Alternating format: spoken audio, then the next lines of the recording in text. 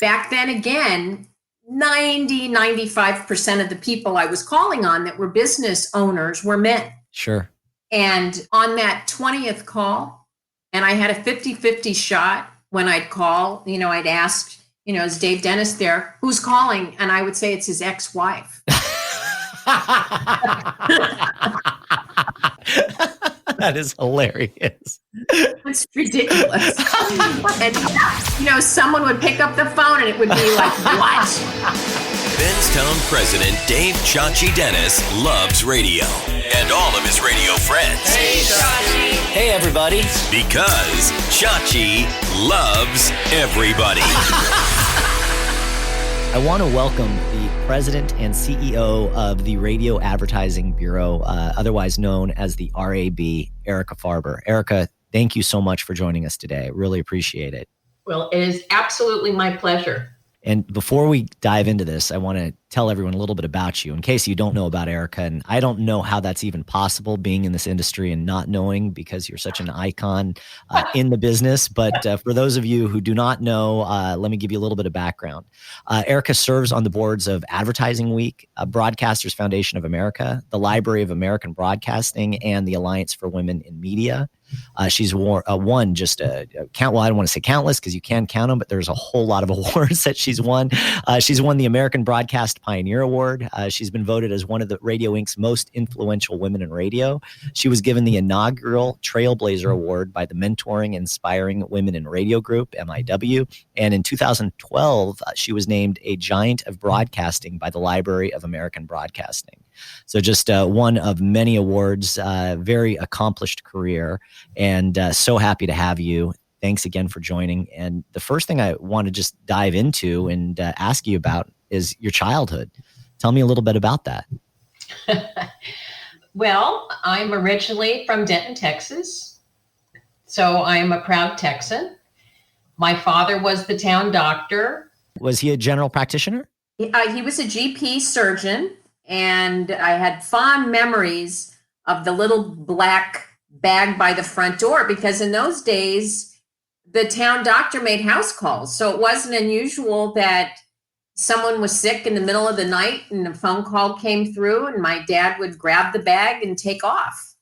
So that's wild. I have such similar memories. My father, too, is a physician and an internist, and he had that little black bag as well. And so I grew up personally wanting to be a doctor. I even had little business cards that said Dr. David on them.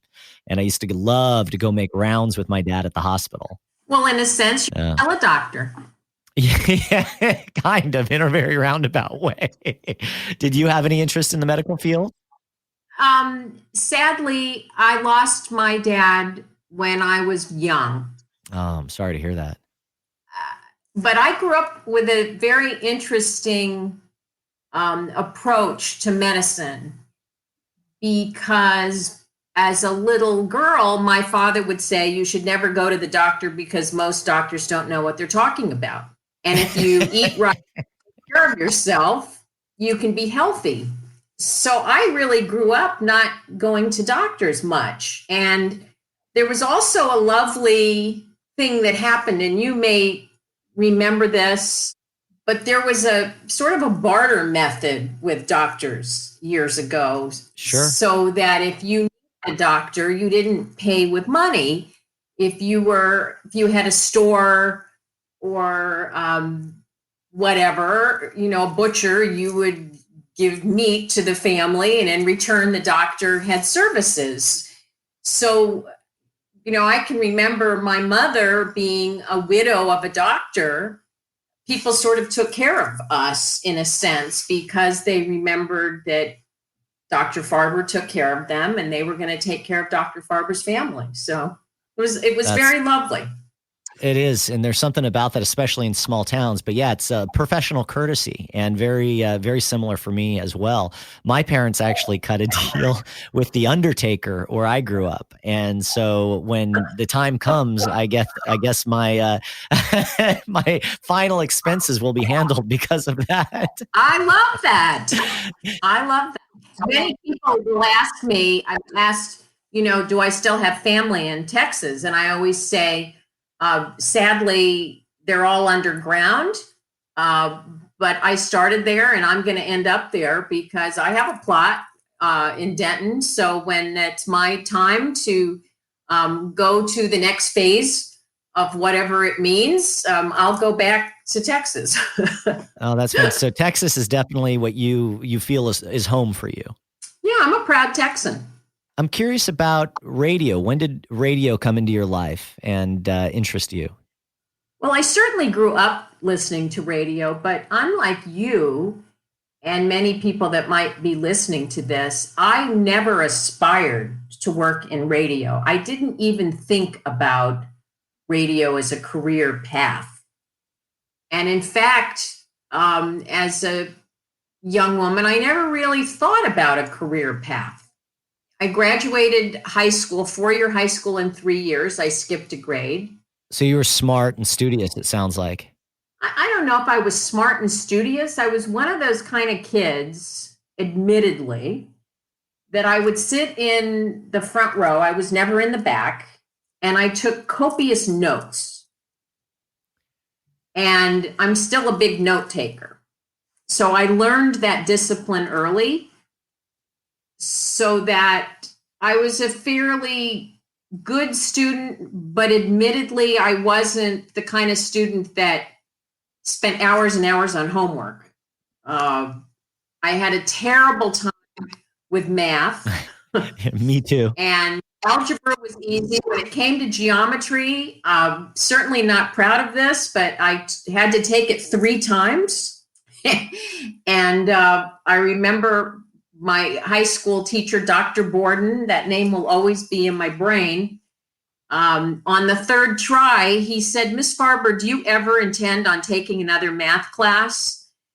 And I said, "No, Dr. Borden, I don't. I'm only doing this because it's a college. I have to have geometry in order to get into college."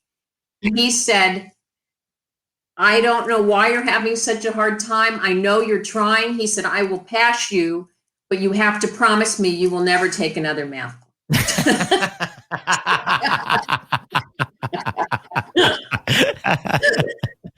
So if he's still around today, he must be very proud of the accomplishments that you've come so far, from failing geometry 3 times to running the RAB. That's amazing. And I still haven't answered your question about radio. So a very long story. I would change jobs about every 3 or 4 or 5 months.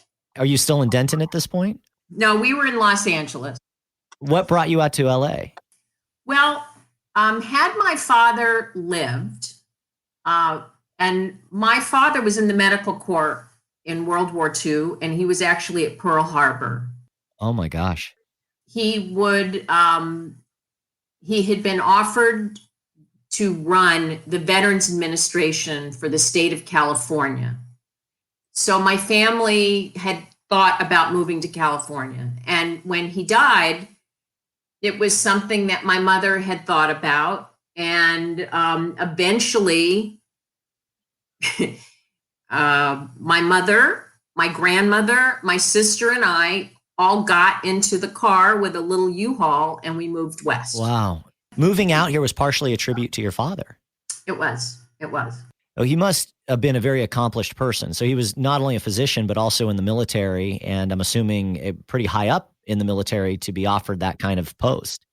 Yeah, he had been a major and had left the service, and he had wounds inflicted at wartime, and he had a very weak heart because of it. And I'm sure, as you know, with your own father, and I shouldn't speak for your father, but our impression was the doctors took less care of themselves than other people. Completely agree. And my father was actually scheduled for a heart surgery. And again, we're going back many years, but he took the family on a long vacation, and he died while we were on vacation. So it was a little too much for him. The military and the service helped take care of my family, and my mother got great benefits. And I'm really not sure how we would have survived without those benefits. That's a traumatic childhood. How young were you? I was 7. Oh my gosh. Yeah, it was, traumatic. I don't know, but it was certainly a loss. And I grew up, everyone telling me that I was exactly like my father. And so there hasn't been a day that he hasn't been with me that I haven't thought about him.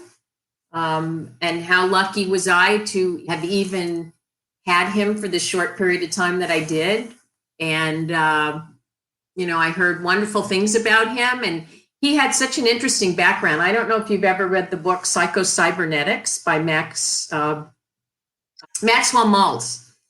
Anyway, when my father first became a doctor, and Maxwell, Psycho-Cybernetics was, it came out in the 50s, and it was quite an amazing work. And it was about the power of, as a human being, how you appear has a lot to do with what comes out of you and what's on the inside and how you view yourself. And it was a pretty important book back then. Yeah, it sounds fascinating. Yeah, very fascinating. Anyway, he and my dad shared an office in New York City. Oh, wow. And they had like one door. My dad was on one side and Max was on the other. And so my dad had a very interesting background. Well, I wish I could have met him, and it sounds like maybe I have through you in a lot of ways. So it sounds to me, while you obviously didn't choose the medical profession, there's no doubt that your father had a significant impact on your life. You moved out here because of him, and this is where he was planning to move.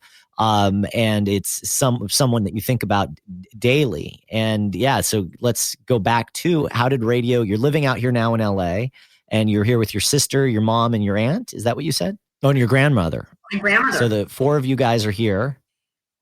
So, I graduated high school, but I had always been in a work program at high school. And I did apply to college. I really can't say I went to college. I actually went one day. What? That counts. And at the end of the first day, I remember coming home and saying to my mom, I can't do this, because I was carrying a full load. I had a full-time job, and I had to pay for it. And I said to my mother, there's no way I can do that. And so that was the end of my college career. So back then, work for me was, I didn't look at it as a career. It was, that's how you paid your bills. And I did a lot of different things. I'd also done some acting, some commercial work, some theater work, but I never really took that seriously. And then I had a full-time job, and I kept changing jobs. And I was working for an ad agency. And my boss said to me one day, we're going to fire you. And I said, why? And she said, you need to figure out what you're going to do for a living. And I said, well, I love my job here. She goes, I get that, but we're a small agency. And I was doing everything from being the receptionist to cleaning the lavatories. And I was also doing some media buying. And Myrna was great, because she said, you can stay here as long as you want, but I'm sort of kicking you out for you to figure out what you're going to do. She was a mentor in a lot of ways then. She was kind of pushing you out of the nest. Absolutely. And I was doing a radio buy at the time. And Al Stern, God rest his soul, worked for KISS AM. And I remember this as if it was yesterday. Back then, men's suits were polyester. Right. So when they stood up, their suit was still sitting. and everybody Right. smoked back then. When an ash got on a polyester suit, it sort of formed a hole. It melted the clothes. I remember Al in this, he had sort of blonde, sandy hair, and he had this beige polyester suit with little cigarette, and, we're both smoking. Such a scene. Oh, such a scene. And honestly, I don't remember the client that I was working with, but I said to Al at the time, I said, look, by the time this buy is over, I probably won't be here, but here's what you need to do. And he said, where are you going? I said, I don't know. And I told him the story. I said, but I have to go find a job. And he said, well, why don't you sell radio time? And I said, you have to be kidding me. Right. What a ridiculous thing to do for a living. You wear these horrible suits and, I can't even imagine doing that. So he said, no, call my boss. It's really a cool job. So again, they always say you should never say no. Keep your mind open to every opportunity. Sure. So I called the sales manager and I introduced myself and told him that Al suggested I come see him. And I set up an appointment, and my boss knew what I was doing. And I went to the radio station, and honest to God, strike me with lightning. This is a true story. Chuck Martin, again, God rest his soul. He literally patted me on the head and said, why would we hire you? We already have a girl and she's black, so we get 2 points for that. Oh my God. Can you imagine? I'm like, what do you mean you get 2 points? What is that? So after I sort of looked at him and thought, well, this is the weirdest thing ever, I asked him for a media kit. And remember, this was way before the internet. Sure. So he gave me the 4-color folder that had the rate card and all, and I took it. And I left the radio station and I went to a payphone. Again, a payphone, they were on the street corner and you put money in it. And we didn't have cell phone. And I called my boss and she knew where I was. And I said, Myrna, I may have a lead on a job. Can I have the rest of the afternoon off? And she said, sure. So I got in my car and I drove over to 6th Avenue by Western Avenue. And I parked and I took my little media kit and I started going door to door. And on the third place I went to, there was a shoe store. And I walked in and there was a gentleman there. And I asked him if he was the owner. And he was. And again, I never said I worked at the radio station, but I asked him, have you ever advertised on the radio? And he said, no, I advertised in the newspaper. And I said, well, would you want someone like me to shop at your store? And he goes, of course. And I said, well, you have to understand, I don't read a newspaper, but I listen to the radio. And he said, well, that's sort of interesting. Tell me more. So I said, well, show me your newspaper ad. And he brought me the ad. And I started writing a commercial. And I said, well, tell me about your store. What separates you? So we wrote a spot and I said, well, you need a female to do the spot. And I knew there were no women at the station. And I said, well, I can read the commercial for you. Now, again, I never said I worked there. I said, now I can get you on the air by Monday, but I need to have a check in advance. And I showed him the media kit and he knew the radio station. And I think it was $600 for a schedule back then. And he writes me a check to the radio station. He approved the commercial. And I walked out. I drove right back to the radio station. And I walked into Chuck's office. And I said, this is how hard this was. I said, I've been gone maybe an hour and a half. And I have a commercial for you to read. I know you have no females here, so I can do the voice. Here's the money in advance, and we need to be on the air by Monday. He hired me, commission upon collection, no salary, no draw, no expenses, and I said yes. Oh my, that story is unbelievable. I am like on so many different true. levels.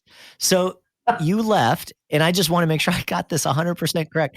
So after he said that he already had a female and it was a black female, so there was no need to have another woman on the sales staff, you took that media kit all on your own and digested it and then went into a shoe store, made a sale, and then went back with the sale in hand and a check in hand and the copy already written. That is unreal. Well, I was so naive and so, failing, it didn't matter. It's like I had nothing to lose anyway. Did things come to you pretty quickly? I know you said that you jumped a grade, and I understood that you worked at the agency, so I'm sure that helped, that you had an understanding of creative and so forth. But to be able to go write a spot, to make a sale, to have that interpersonal communication with a potential client, I mean, there's a lot of different skill sets there that I think just were maybe innately born in you, or were these things that people in your lives had taught you? That's a great question. I'm not really sure how to answer it. I think there are certain innate qualities in people that you can't teach. I love to learn. I ask questions. I've always been that way. And I don't know if you can teach someone that. I'm a little bit fearless. If someone said, go jump off the roof, I wouldn't do that. But I'm not afraid of trying something new. I've always been interested in that. After your father passed away, was your mother a pretty strong woman? That's a very interesting question. I always thought she was until I became an adult and realized that she wasn't. But to me, she was until I understood what that meant. And really saw, I look back on what she did and the courage that she had, which was amazing. And to me, she was an amazing woman, but she wasn't as strong as I thought she was. She must have done something, or between your grandmother and your upbringing, to have that kind of confidence. And I'm sure part of it was, to your point, probably innately in you. But that's a phenomenal story, and one I've never heard. I heard Russell. I read a few years back, Russell Simmons had wrote a story, and I can't recall if it was about him or someone else, but he wanted a job at a restaurant really badly, and he kept on showing up to the restaurant and applying, and they wouldn't give him the job, and so he just showed up and would actually literally sweep the front door every day. And finally, after a couple weeks of sweeping, near the front door and making sure that the lobby was clean, they finally said fine, and then gave him a job washing the dishes, and then, went on and built his whole career. But it was that kind of persistence, which I think I have a tremendous amount of respect for, because I remember when I first went to the radio station and so badly wanted a job, and, just started with answering the phones. And I don't know, maybe it's easier for us to say because we've been in the business longer, but I feel like that's been lost to some degree, that there isn't the same level of persistence, that people give up a little bit too soon now. It is possible, but when someone says to me, oh, it's not the same and it's not as much fun, I always say to them, go talk to the youngest person on your staff and ask them how their day was.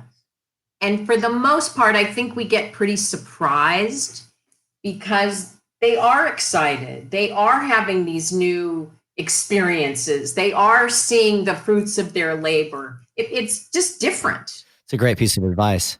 But I think, we have to remind ourselves. And the other thing is, I look back and say, gosh, someone gave me a shot and I was a young person. Sure. And yet, people will say, oh, it's so hard to get an interview, or no one's returning my phone call, or I can't get in. And I remember, well, someone gave me a shot, and I made it a point my entire career that no matter who it is, I'll respond to them. I'll talk to anybody. That's absolutely such a phenomenal story, and I appreciate you sharing that, because that is it's inspirational. So from KISS, you then go to K-Earth and KBC, correct? Yeah, there's one other thing I want to give someone some credit for, which really put me over the edge about this was the right career path for me. And the first and second day of being at the radio station, And I was in a room with other sellers. We were on top of each other with the yellow pages. And the program director walked into the radio station, and he had a big white dog who came to work with him every day. And when he came, there was an electricity in the air when this guy walked in. And I remember saying, "Who is that?" And they said, "That's the program director." And he came in and said hello and walked. And the energy was so incredible. And I went into his office later in the day, and I said, I have no radio background. I've done some acting, and here I am selling. I said, but I want to learn what you do, and I want to understand what you do. So can I, at the end of the day, just come hang out with you? And that sealed for me what radio's about, how radio can entertain, can inform, can change people's lives. And that guy was Chuck Lorre. Oh, wow. Talk about a mentor, and he gave me an education that I would have never gotten anywhere else. And that sealed the deal for me. So you really, from the get-go, had a dual interest. You were fascinated on the sales side and obviously very talented at it, but also programming resonated with you as well. Loved it. And I learned early on, you can resell anything. But once something goes on the air, once the talent says something, you run a promo, you can't take that back. Right. We can resell a schedule. We can change the copy.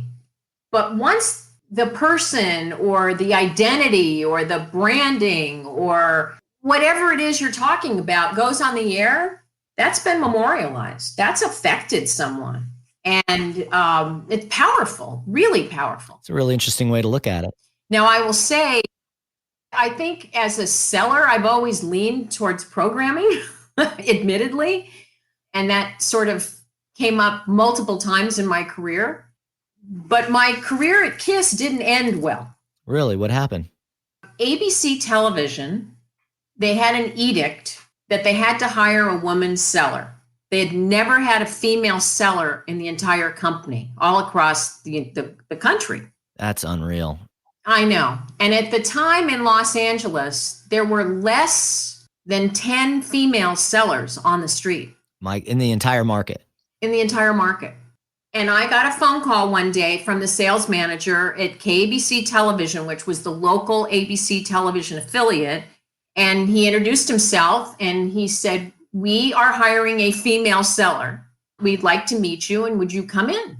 And I said, "Well, I'm really not interested. I love what I do." And then the thing in my head went off. You should always talk to people. I said, "But I will come by to meet you, and thank you for calling." So I went in and I met with him. And again, I explained to him I had no interest, but I really appreciated being called, and I left.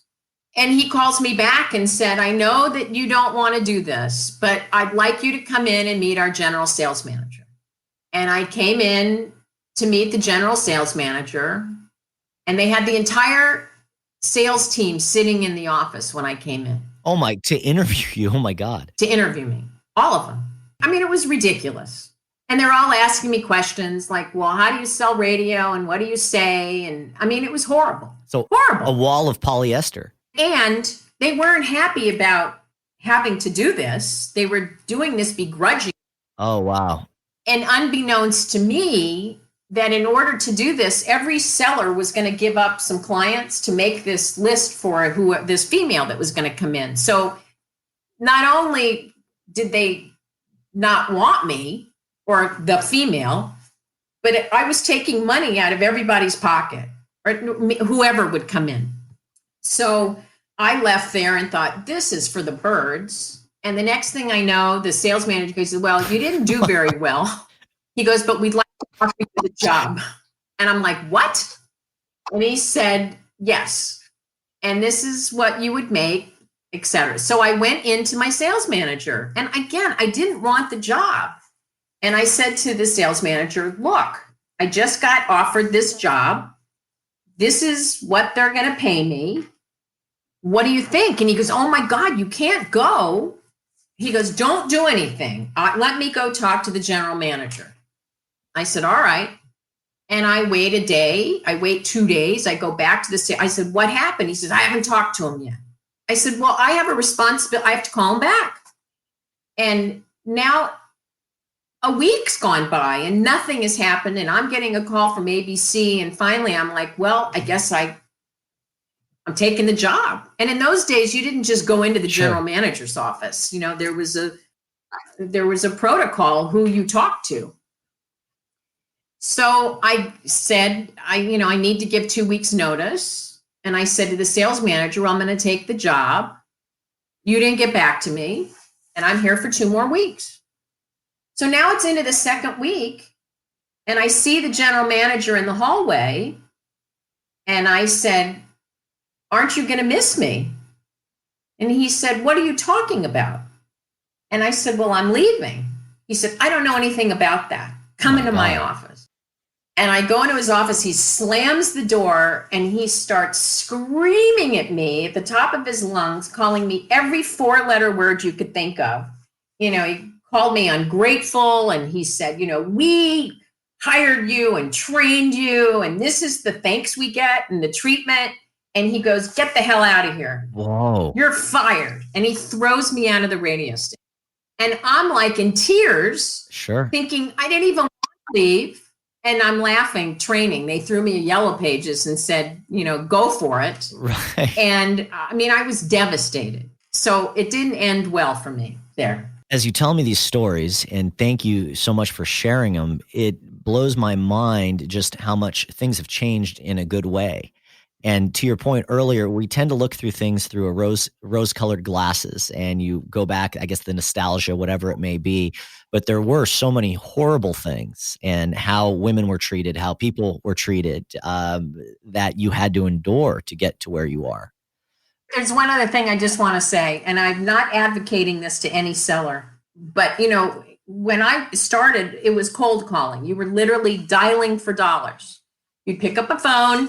I tried, you know, Dave, do you buy radio time? I want to sell you some radio time. Sure. May I come see you? And so I used to keep a list of when I would call someone, and I gave myself 20 times to get a hold of you. If after the 20th time you never took my call, I took you off my target list. And again, I do not advocate this, but I admit that I did this. Back then, again, 95% of the people I was calling on that were business owners were men. Sure. And on that 20th call, and I had a 50-50 shot when I'd call, you know, I'd ask, you know, is Dave Dennis there? Who's calling? And I would say it's his ex-wife.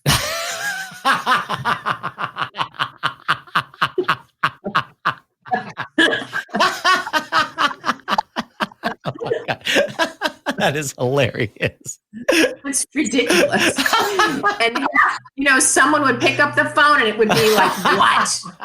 And then I'd go, you know, Mr. Dennis, I'm so sorry. And he'd go, who is this? And I'd say, I have called you. This is the 20th time I've called you.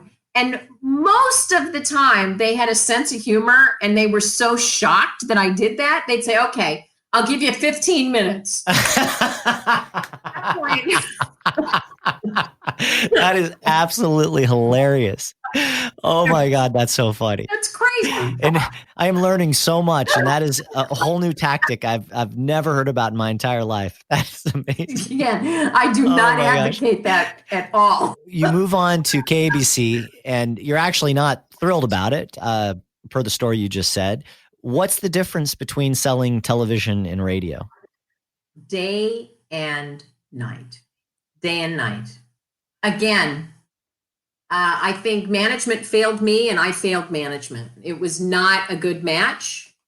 To me, you know, in radio, I learned it was collaborative. Even though back then they used to say there was a wall between programming and sales, that wall didn't exist for me. So I was one of those who I would try to do anything. If there was a remote, I loved going to the remote, setting it up. If I could help write a promo with the programming department, I did that. I would do anything. And I thought it was a privilege, and how lucky was I to have this job. In television, you are very segmented. all your focus is in sales, and you don't really interact with program back then. And I remember I was there, a few days, and the traffic director walked in, and he was a character. He was a lovely guy, but a character. And he said, "Miss Farber, have you looked at your inbox?" And I said, "Yeah, I see all these pink slips." And he says, "Do you understand that means that all of those spots have been preempted and you need to rebook them?" And I'm like, "What are you talking about?" And I said, "Well, I sold them and they were cleared." He goes, "Just because they were cleared doesn't mean they run." And all of a sudden I'm learning from the traffic director that another salesperson could sell the same spot that I sold for a higher rate, and it got bumped. Oh, I didn't know that. Yeah. And I'd say, well, why was my order approved in the first place? Right. As sellers, what you were constantly doing was you'd have an original schedule. And if you looked at that schedule, by the time that 2-week, 4-week, 6-week time period of the schedule, it never looked the same at the end, because you were constantly replacing. You were guaranteeing points in a sense. So if you had a primetime show that was going to give you a 12 rating and someone sold it for more, you had to find spots to make up that 12 points that you'd have to then get approved by management. So you not only would put together packages that your client would buy, but you had to have your sales manager approve it. It would get booked, but then your whole schedule could get bumped and you had to redo it. And I just thought, oh my God, this just doesn't make sense to me. Sure. Someone else should be doing that and let me go out and try to create. So again, I'm sure it's very different today. That's the way it was back then. And I couldn't, it was hard for me. That must have been an administrative nightmare, because not only are you managing the inventory, but you're also managing your clients' expectations. And if they thought that they were going to have X amount of spots, or they had a big sale coming up and they didn't get those ran, that must have been just hard in of itself. It was horrible. And I learned early on that my best friend was going to be the traffic director. Right. He helped me, and I learned that. Now I will share another. Many people have heard me tell this story. As I said, it was an unusual time for me at ABC. My first week there, I wore pants to work one day. I wore a suit. Right. I got sent home because women weren't allowed to wear pants. And I didn't know that. Oh my gosh. There was a dress code, and I was devastated. Again, because I admit I'm a rule follower. I'm not a rule breaker. I may question the rule, but I respect the rules. And I was just so upset. And in those days, our skirt lengths were pretty short. And I came back, and ABC on the lot where we were, everything was in bungalows, sort of segmented in these little houses over on Prospect Avenue. And I went into the office and I said to my sales manager, "I need you for about 5-10 minutes. Will you come with me?" And he said, "Okay." And then we went into the general sales manager's office, and I said, "Walter and I are going to go do something. Will you come with us? It'll only take about 5 minutes. And he said, "Okay." And then we went into the general manager's office of the television station, who'd I only met once. And I said, "I need you for about 5 minutes, please. This is very, very important." And now I have these 3 executives with me. We walk out of our bungalow and we go into the accounting department. And the accounting department, they were wonderful people, primarily female and full-figured women. And I knew it was going to be a matter of seconds where someone had to bend over and get into a file cabinet. And the 3 of us are standing in the doorway, and one of the wonderful clerks in the accounting department bent over in front of us to get into the cabinet. And I looked at these 3 men and I said, "I would just like to understand," because when she bent over, you can imagine what we saw. Sure. I said, "I just understand why that's acceptable, but I had on a very demure pantsuit, and I got sent home. Good for you. Well, that was sort of the beginning of the end for me, but we all went back, and within a couple of hours, there was a mimeographed memo on everyone's desk that came from New York, and Elton Rule was the head of ABC at the time. And it said that effective immediately, females were allowed to wear pantsuits to work, but it had to be matching. So your jacket and slacks had to be the same. But from that day on, women were allowed to wear pants. So that was my contribution to ABC. But what an incredible contribution. And again, the confidence that you have in yourself is so admirable. And to go and make a stand like that, did you realize that probably not at that point, but to make such a bold move? And it's sad that at that time that people were even objecting women to that. But did you have any idea that there'd be that kind of impact? Were you fearful of going to do that? No, to me, it was, how little kids say why? Right. I guess I never got over that. Little kids, when you say no, they go, why? Sure. I want you to, why? And I don't think that ever left me, because when someone would say something, again, not being a rule breaker, I would say, well, why? Because if it didn't make sense to me, I would sort of stay on it. Now, eventually I would stop, and I was always respectful, but I think why was always a big question, and it still is in my life. I love that you're so inquisitive. I think it's a phenomenal attribute, and that's it's fantastic. And look what you've already, we're still so early on in your career, but what you accomplished so early on is, you changed the entire standard of how ABC did their dress code. And that's that had to have been a scary, walking to that bungalow, at least for me, would have been very scary. And it was. You've got there's a I'm going to mess it up, but a Jewish word, I think it's called chutzpah. And you've got chutzpah. Yep. So KABC, you go back from television back into radio to K-Earth. Yeah, it was, as I said, again, that didn't end well at ABC, and but they were great. And it was like, okay, I'm going to go back to radio. And they used to have these parties in LA. I don't even know if they called them no hosts. So when someone changed jobs, you'd meet at a bar, and the community would come. And so we had a no host when I left there. But I started calling around to radio stations, and I called the general manager at K-Earth, Alan Clowitz, who's no longer with us. And I said, Alan, I want to come back to radio. Do you have any jobs? And he goes, yeah, you're hired. I said, no, I'm serious. I like to sell radio. I said, Alan, I have to talk to your sales manager. I would never. He goes, no, come in and talk to John. And again, long story short, they give me a job. And I said, can I start in a month? And they said, sure. So a friend of mine who was in the television business, we went to Europe. Oh, how fun.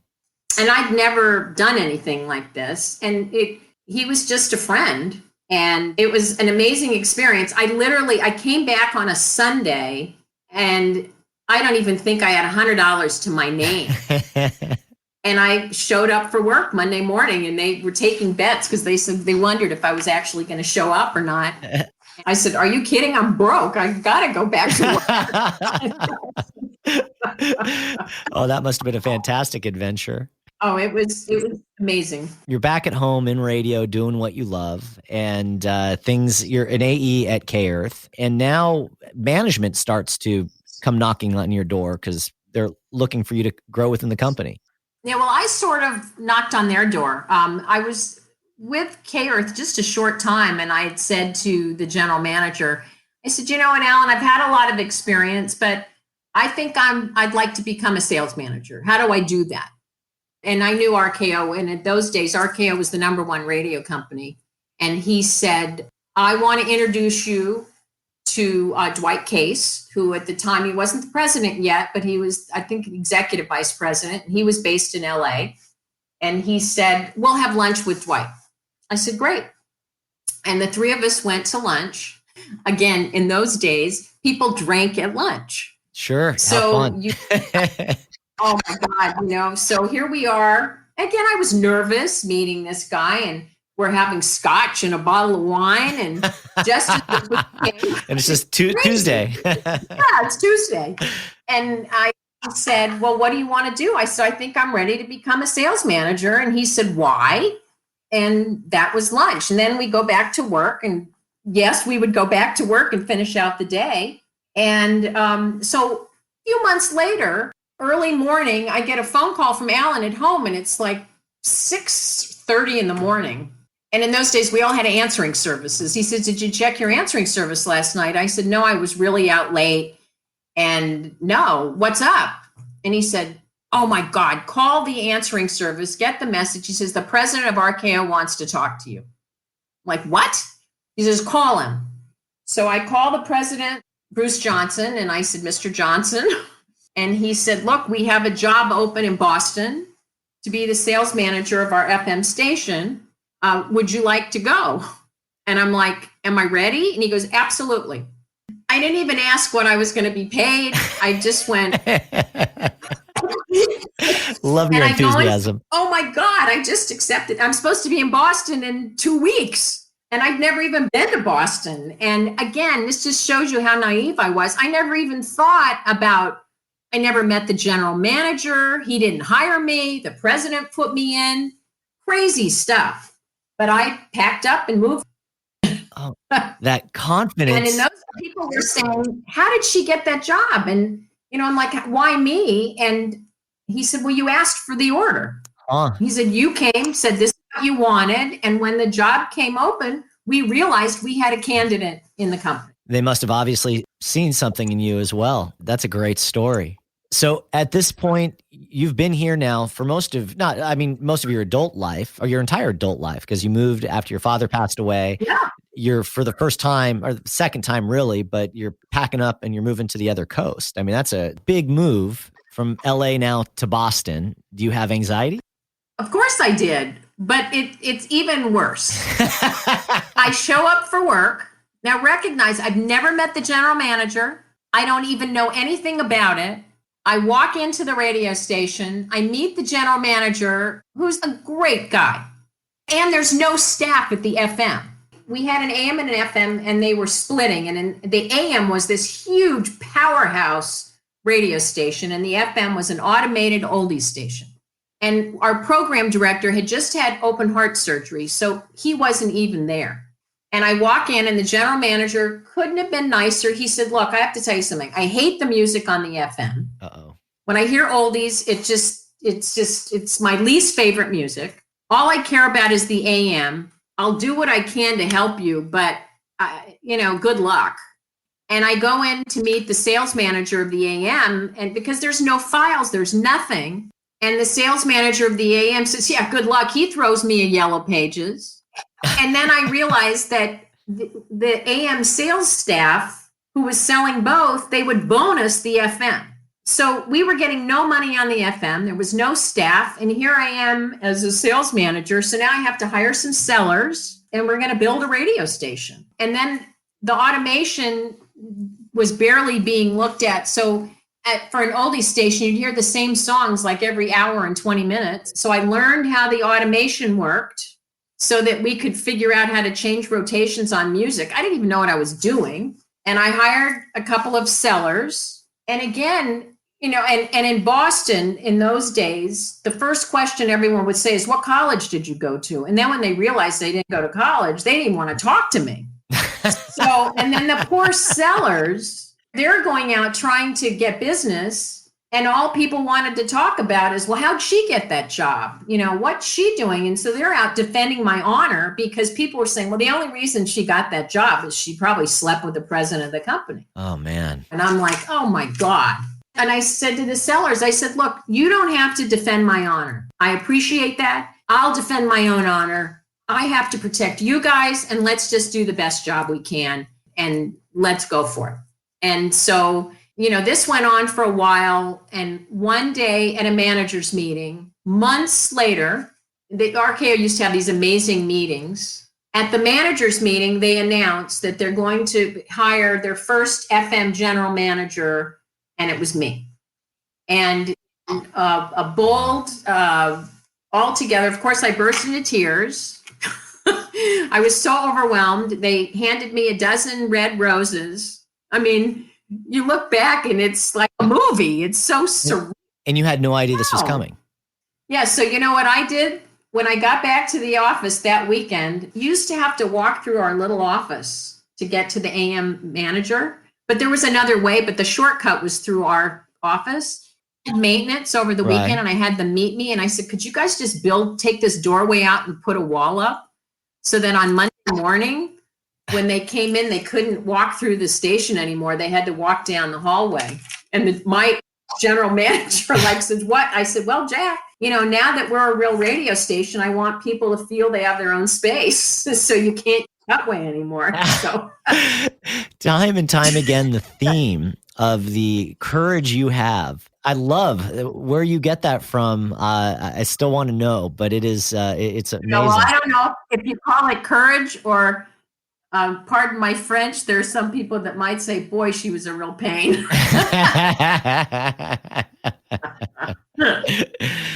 You've endured so much, and it's really eye-opening to hear just these stories and, candidly, the abuse that you honestly had to take. And you've obviously, in winning that Trailblazer Award makes so much sense, but you really did have to blaze a tremendous amount of trails. There's really two things that I think are really important. First of all, you have to be true to yourself. At the end of the day, the only one you can really count on is yourself. I don't care who you are. When you look at yourself in the mirror, that's all you got. And I think that, and you have to have a sense of humor. And if you don't have a sense of humor, life can be deadly. I don't make excuses for some of the horrific things that have happened to me or how I was treated. What doesn't kill you makes you stronger. And I hope in some way it's made it an easier path for other females. I didn't just do it for women. I did it for people. But I hope that whatever I came up to, I hope, I know there's still crap that goes on. I just hope it's a little bit easier. And again, it doesn't matter what sex you are. You have to be true to yourself. You have to, admit when you make a mistake, fail fast, keep moving, be strong, and you got to laugh. You got to laugh. With all this now, the success that you see in Boston, how does New York come to be? They were making a change, and the FM manager was moving to the AM. And again, I got a call and said, we'd like to move you to New York. And I said, am I ready? And they said, just add a zero, revenue, not for my salary. And I said, okay. And I made that move. And again, I was very fortunate. My older sister was living in New York.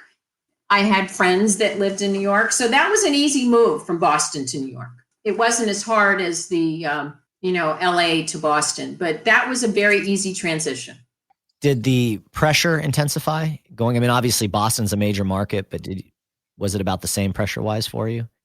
It was more, but again, I loved it. I didn't, I look back, I made a lot of mistakes. There are things there are things I could have done differently, but I did the best that I could. I had a tremendous group of people I worked with. I worked with amazing people. I had a lot of fights the female thing got in the way. I would meet people and they'd say, oh, how do you do this all by yourself? I'm like, all by myself? What are you kidding me? We have a whole staff of people. We have great people. Sure. And again, the thing about the female and how I got the job. And, I used to say to people, if I had as much physical action as everyone said, then I deserved every job I've had, because it's a miracle I could still walk. So you've gone literally from walking into a shoe store with a media kit for a radio station that you didn't even work for, to now becoming a general manager of one of the biggest radio stations in the country, in market number one. So you've risen to the top of the radio, the local radio world. And then I got fired. Oh, you got fired. I got fired from RKO. How come? I had a boss that he and I did not get along. It was a challenging situation. I did ask him to treat me with the same respect that he would treat anyone else. He told me that I didn't respect him as a person. And I said, as my boss, I'm supposed to respect your position. I don't have to respect you as a person, but I expect the same respect in return. And at the end, when I was fired, I said, I would like a reason. I knew I was going to be fired. And I told the staff when I was being fired, I said, look, you guys need to know I'm going to be fired. I'm getting on an airplane to go get fired. And they're like, what? I'm like, yeah.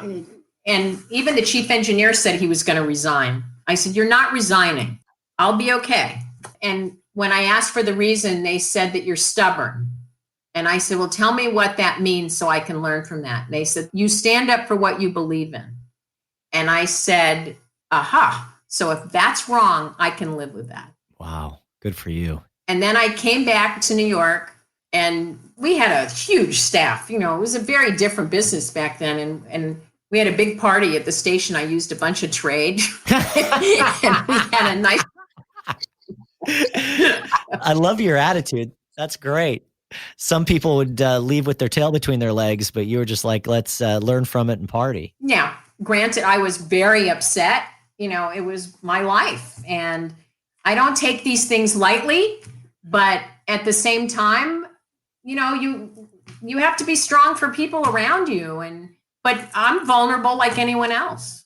Even superheroes are vulnerable. Superheroes are actually some of the most vulnerable beings. So now you get an opportunity to be on the rep agency side. So you started at an agency, a creative agency. You've obviously worked your way all the way up to general manager and terrestrial radio. And now you go to work for InterRep, which is a rep agency, as the VP of business development. Tell me a little bit about that. Well, how that really came about is I really expected to go to another radio station, but I didn't want to move because I had moved again. And again, I thought about a personal life, and it's hard as a single woman. And I thought, gosh, if I keep moving, that's a hard thing to do too.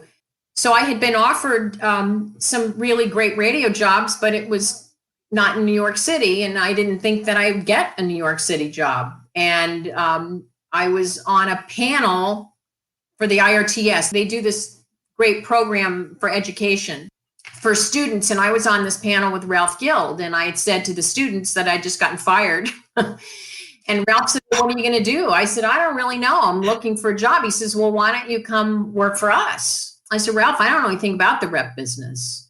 And I shared with him some of my thoughts. And he said, well, talk to some of my leaders and then come back to me. And I did. And I came back and talked to Ralph, and I saw a couple of areas in his company that I thought were weaknesses, but I wasn't qualified for a couple of them, but one I was. And he said, well, come in and do this.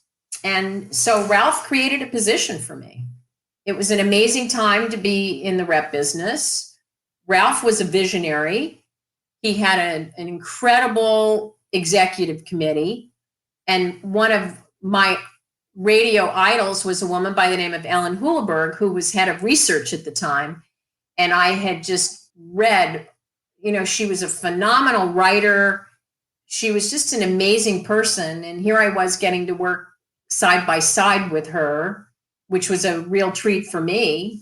I worked for them. I started in 1980, and I was with them through various positions and things till 92. And it was great. Man, that's a heck of a run. Yeah, it was great. And if I ever would have left, but my mother's significant other had suffered a serious stroke, and they were on the West Coast, and I knew I needed to move back. And I said to Ralph, I can't do my job from the West Coast. And I gave him 6 months notice and said, I'm going to move back to California. I need to be close to my mom to help her. So Ralph let me stay, and we restructured some jobs and did some things. And then in the meantime, R&R came about because I needed a lawyer, and I called Bob Wilson, who was the original founder of R&R. And I said, Bob, I need a state lawyer in Los Angeles. And he said, what are you doing? And I told him, he says, well, come work for us. I said, you don't have a job for me. He said, well, the next time you're out here, let's talk. So I had dinner with Bob and Dick Krizman, who was his EVP. And we talked about what was going on at R&R. And they said, come join us. So originally I was going to move to California without a job. And then the next thing you know is they created a job for me. So I left New York and had work with R&R. So they were, again, I'm very grateful. And it was, a fascinating phase for me. And it was a great experience. So now you've done the rep agency and you've come back to LA to take care of your mom. Part of this, there is no doubt that you are one of a kind, and that charisma, the guts, the stubbornness, which I think is a tremendous attribute that you have. So people, I think, are incredibly smart by hiring you, but you're also very serendipitous in the luck of the timing, and to have these people come into your life at the right time, and to go from interrep into R&R, which at that time, I mean, there's nothing bigger than R&R at that point. And I think it honestly, still, in no disrespect to some of the other trades that are out there, I don't think anything has ever been as big as R&R in regards to an industry trade magazine publication. It was the creme de la creme. And so I'm sure you consumed it and you read it being in the industry, but did you know much about publishing at that point? I actually did know a little bit about it because early in my career at the ad agency, we published a magazine. Okay. And I worked in that magazine. So I didn't have a lot of experience, but I knew enough how it worked. And again, I just got to R&R and jumped in feet first and rolled my sleeves up. And I was going to learn every single thing I could about how it happened and how it worked. What was your first role there? Responsible for sales, the revenue side of it. And then sort of got involved in, because it touched everything. I got involved in a lot of different things. And again, I'm so grateful for Bob Wilson. He and I butted heads. Bob is an interesting guy, but I always had his back. And again, I'm very grateful to the opportunity that Bob and both Dick Krizman gave me. And as you say, R&R meant so much to everyone. And my focus was, we need to deliver on that promise every single day. And so that was really my goal, to make sure that people had the tools, that they had the wherewithal, that they had the support to get the work done, and make sure that when whatever that product was in their hands, that it was meaningful and useful information to help people do their jobs, feel good about their jobs, and feel good about the industry. Going back to butting heads, and I just learned this, but some of the greatest leaders actually try to attract people to their team that they butt heads with. Lincoln, for instance, during the Civil War, he had many people on his cabinet that he butted heads with, and he was actually politically opponents with them. Churchill also had many people in his war cabinet as well that he butted heads with, but they felt that it was important to always have a different perspective, and ultimately it led them to making better decisions. And they may not always agree on them, but you could not have yes people around you was incredibly important to their leadership style. That's a great point, but there's something I want to add to that, because I also think it is wildly important that you treat people with dignity and respect. I agree. So it's one thing to butt heads, to maybe not agree with something or challenge the status quo. But to me, it is critical that people are treated with respect and dignity at all times. And I swore to myself early on that because I had been treated so poorly, that I would never treat anyone that way, the way I was treated. And so many of my management and leadership skills came from that, an opposite training, if you will, that I wasn't trained to do something, but because of the way someone was managing me, I said, I will never do that to another human being. That's incredible. It's an amazing life lesson, but an amazing lesson for all of us. And it's sometimes it's very difficult to do in the heat of the moment when you feel so passionate about something, but you're 100% right. And I am sure that there are some people out there who will say, well, that's not 100% true, but in my heart, I've always, that's been important to me. When we look, and I want to get into what you do now with the RAB, but before we get there and we talk about just the breadth of your career and again, terrestrial radio, rep agency, being eventually the president, the publisher, the CEO of R&R, what was the most fun for you of those three different subsections of the radio industry? I have not just liked, but loved 99.9% of every day of every job I've ever had. That's amazing. I am so grateful to do what I do. I'm so grateful that the industry has given me these opportunities. And I am so grateful that I have been in positions that I hope I'm leaving the business or individuals a little bit better than when I got there. So now I'm wondering, R&R, unfortunately, you ended up selling R&R to Billboard, correct? Correct. And at that point, you leave. And how does the RAB, how does that happen? So I had made, I'm not, and I don't advocate this, I'm never a good one to take vacations.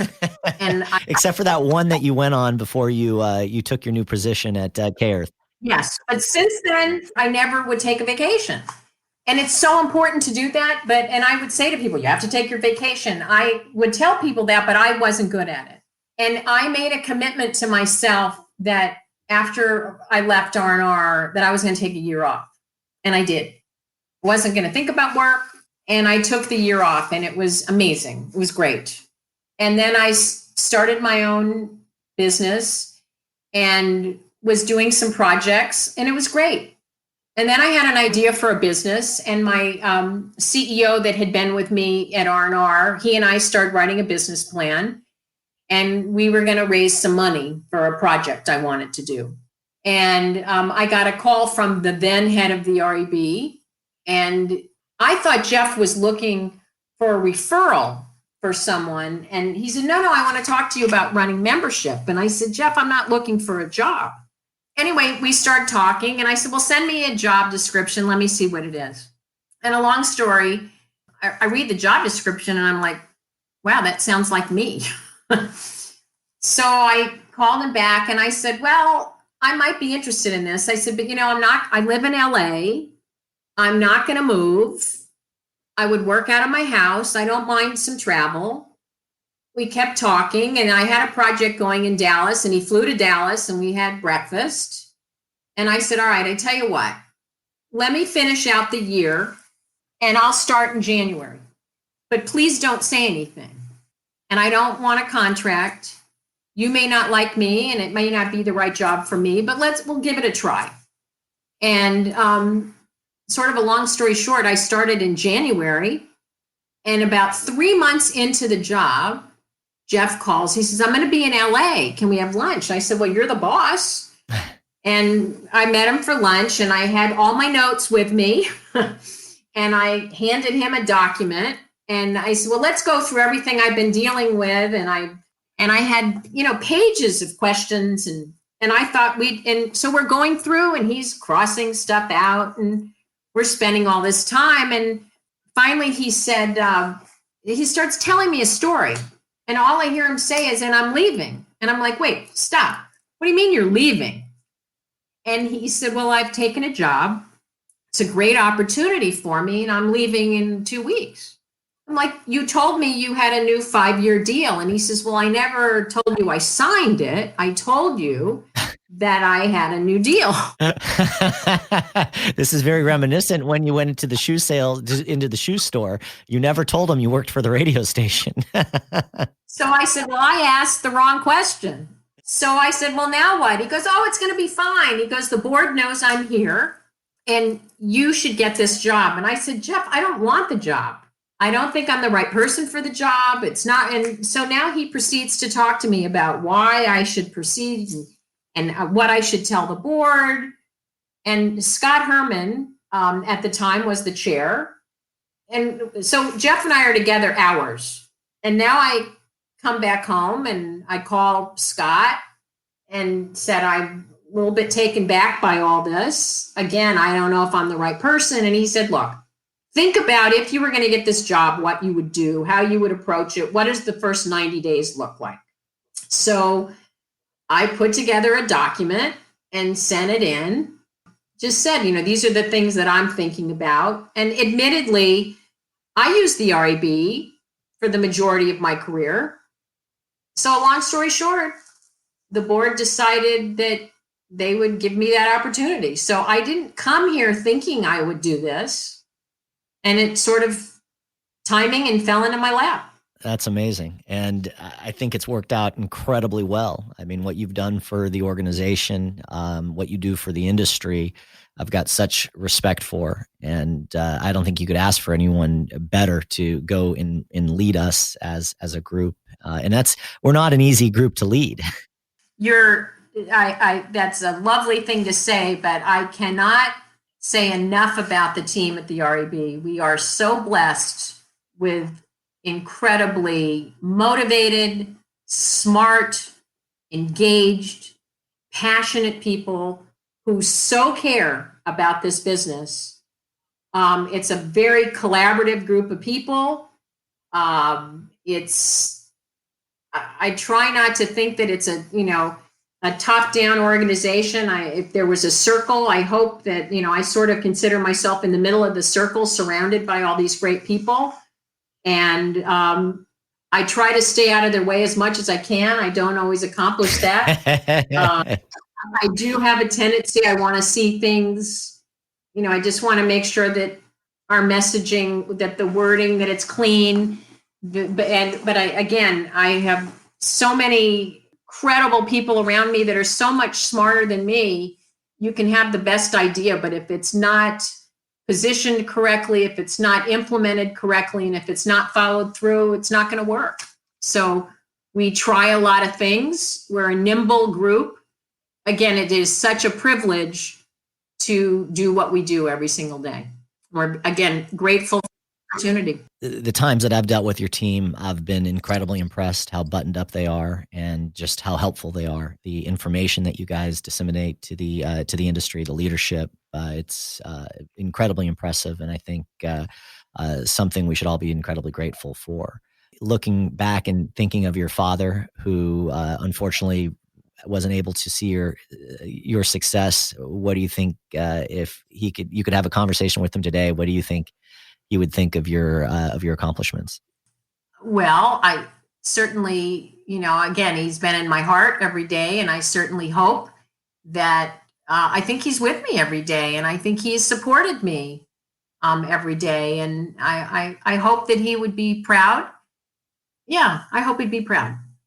Was your we had mentioned before we started the recording the podcast that you've got some beautiful art behind you that I can see of cats, and you said that your mother was who initially you adore cats, and that came from your mom, correct?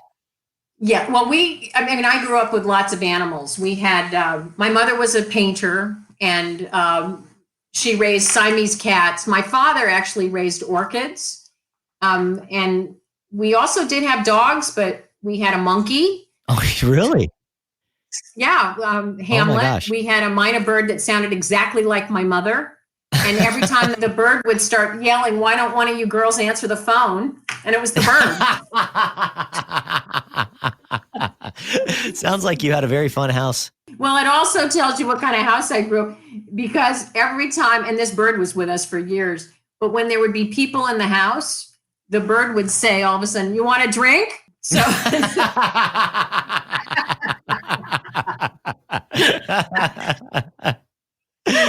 Oh my gosh.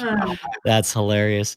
Erica, thank you so much for taking the time to be on the podcast. Again, thank you for everything you've done for the industry, your amazing leadership, and thank you to everyone at the RAB. We greatly appreciate the support.